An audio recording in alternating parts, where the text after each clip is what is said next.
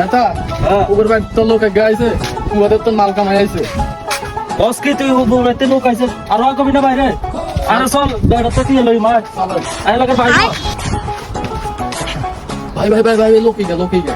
এ ভাই নি আসসালামু আলাইকুম কি অবস্থা ভাই ভালো আছেন নি এই যে এই তো আছি চিনি আর আমি নারী সিনেন না এই এলাকার নেতা আমি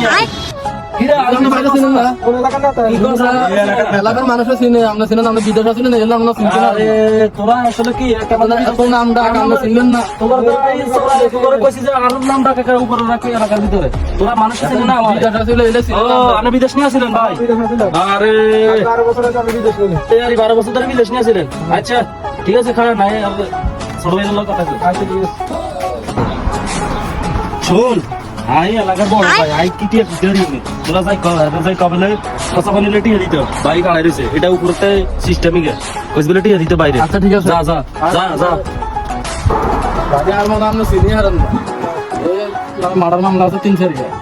আমি বাইরে দিয়ে রইছে খরচ পানিলে আমরা কিছু টাকা দেন ইয়া 50 টাকা দিন বেশি দাম লাগবে না বুঝছি ভাই আসলে আমার কাছে টাকা পয়সা নাই তো আমি 12 বছর বিদেশ করে আছি আমার কাছে তো টাকা পয়সা নাই কারণ আমি ক্যাশ টাশ করতে পারি নাই এই ব্যবস্থা দিতে গেছি আমি এখানে বহুত কষ্ট করছি আমার কাছে টাকা নাই এখন ভাই এত কাহিনী না সময় নাই নেতা কইছে টাকা সাড়ে 15,000 টাকা দেন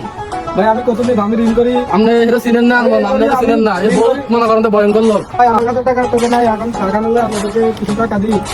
আরে ভাই আমরা ছোট ভাইয়ের মতো আমরা এত যখন আমরা বেশি নিয়ম নিই 60,000 টাকা কিছু লিখেছি ধরে ছোট ভাই আমরা কিছু নিয়ম না ছোট ভাইরা খাইবে